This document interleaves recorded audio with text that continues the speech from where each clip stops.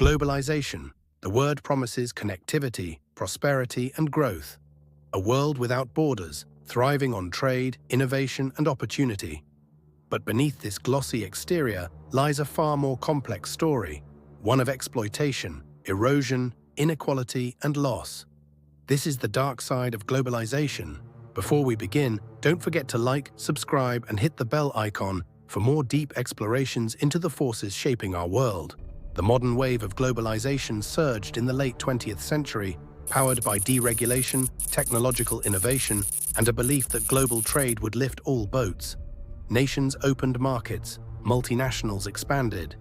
Trade agreements like NAFTA and the WTO set the stage for a borderless economy. To many, it looked like progress. GDPs grew, products got cheaper, global networks formed. But as the rich soared, many were left behind. To cut costs, corporations moved production to countries with cheaper labor. Jobs vanished in the West.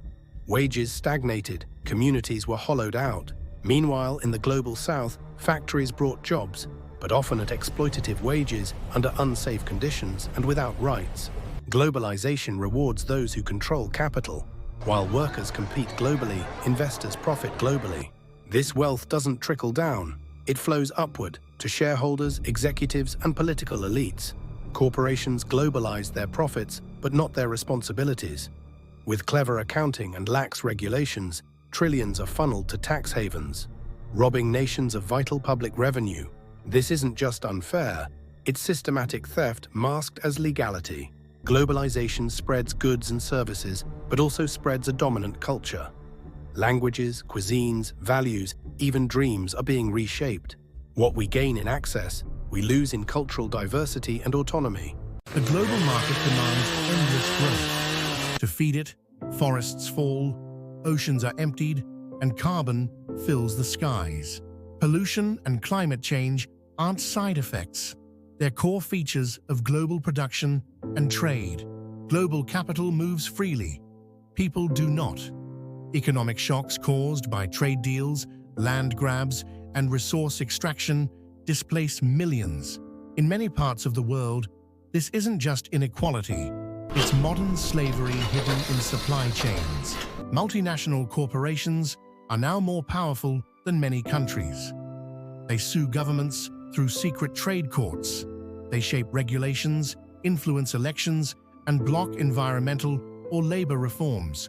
Democracy is weakened when profit writes the rules. Tech was supposed to democratize globalization. Instead, it centralized power in a few platforms. Data colonialism, digital surveillance, and algorithmic manipulation are the new frontiers of exploitation. In the name of efficiency, our attention, choices, and identities are commodified. The global supply chain is efficient, but brittle. A virus, a war, or a shipping delay can cascade into global disruption. Efficiency came at the cost of resilience. Dependence on just-in-time supply chains has exposed systemic risks. Many developing nations were promised progress in exchange for opening their markets. Instead, they were trapped in cycles of debt, austerity, and dependency. When a nation can't feed its people without foreign approval, globalization becomes a form of neo-colonialism. Even in wealthy nations, globalization widened the gap. Urban centers thrive. Rural towns decline. Education and healthcare become market commodities. The system produces growth, but it distributes pain.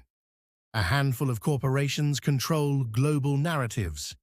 Media conglomerates, often owned by the same elites who profit from globalization, decide what counts as news. Stories of resistance, worker struggles, and exploitation are often erased, diluted, or ignored.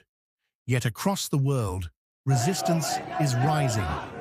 From farmers and factory workers to youth climate activists, people are pushing back. They are reimagining globalization not as a corporate conquest, but as a network of cooperation, fairness, and sustainability. Globalization has reshaped our planet. It brought connection, but also division. Wealth, but also poverty. It made the world smaller, but not fairer.